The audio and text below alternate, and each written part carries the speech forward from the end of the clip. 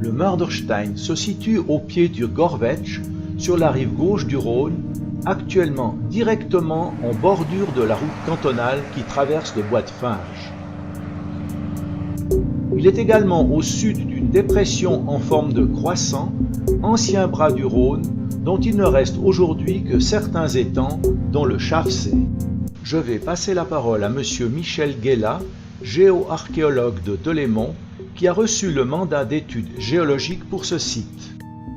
Bonjour Monsieur Guéla, je vous remercie d'avoir bien voulu accepter ce petit interview. Ma première question est la suivante. Jusqu'à il y a très peu de temps, on disait que la pierre du meurtrier, le Mörderstein, avait une origine de l'éboulement de Sierre. Il semble qu'aujourd'hui la vérité a un petit peu changé de camp, si j'ose dire, de versant. Qu'est-ce que vous avez à nous dire à ce propos?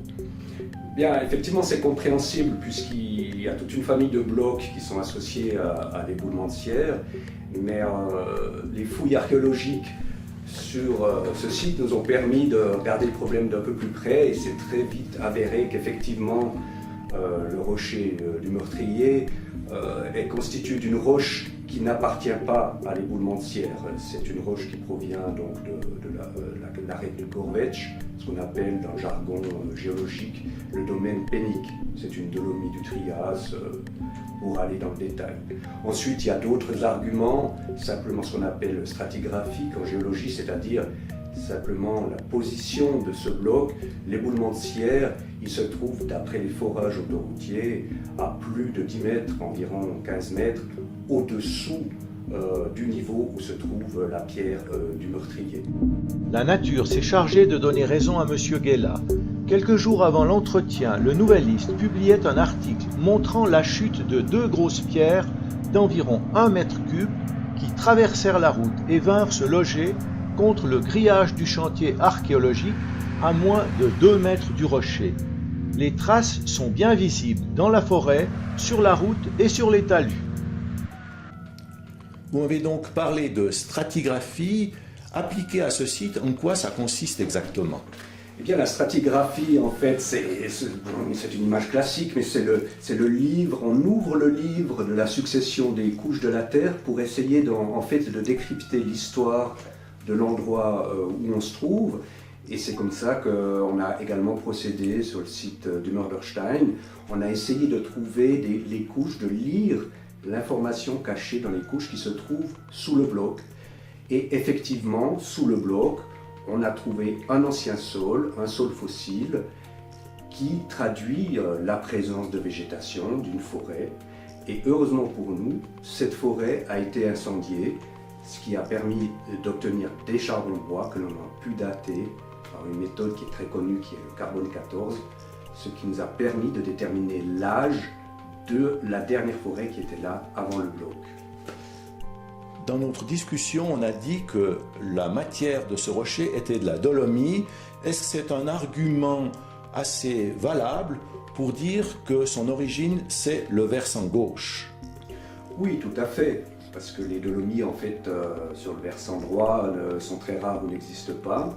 Et je vous dirais qu'on a même pu, en observant de très près la roche, on a trouvé le banc ou la couche, si vous préférez, d'où vient le Mörderstein.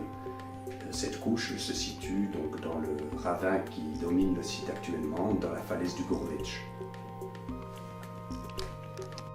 Quel est en fait l'intérêt de cette datation?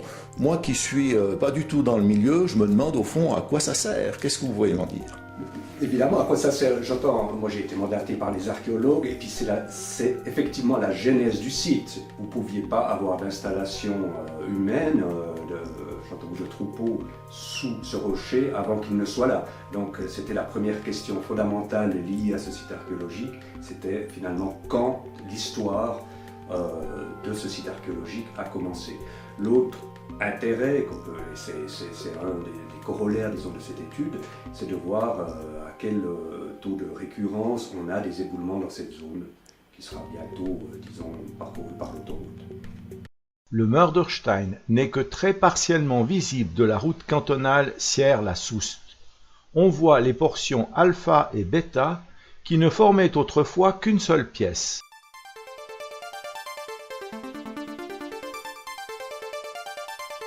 En pénétrant sur le site par l'ouest, on découvre un léger abri avec un surplomb de 1 à 1,50 m, près duquel se trouvait du matériel datant du néolithique moyen, et à côté une tombe partiellement dégagée, provenant de l'âge de l'Athènes finale ou du début de la période romaine. Une photo du site prise en 2004 nous montre bien les 4 morceaux du rocher. 2 sont restés proches l'un de l'autre, alpha et bêta. Le troisième, gamma, a pris quelques distances, ménageant un espace qui servit d'abri principal. Le morceau bêta a la forme d'une pyramide, la pointe plantée dans le sol. Quant au quatrième, delta, il est recouvert par les 2 premiers. Nous pénétrons maintenant sous l'abri est, qui est beaucoup plus vaste que celui situé à l'ouest. La sédimentation ici à l'intérieur de ces blocs est relativement faible, puisqu'il y a très peu d'apports extérieurs, sauf par infiltration et par desquamation de la roche. Sur l'épaisseur sédimentaire d'environ 1,50 m que l'on a ici en face de nous, on a repéré une trentaine de niveaux archéologiques, donc ce qui implique que les niveaux sont relativement fins.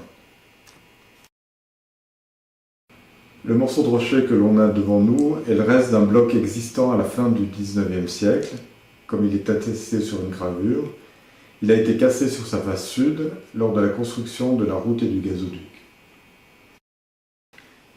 Les cailloux que l'on voit ici sont des aménagements récents liés à la construction de la route et l'aménagement du gazoduc. Ce rocher est une écaille du gros bloc qui est juste derrière nous et il s'est scindé en arrivant sur place. Ici la séparation entre le bloc alpha et bêta.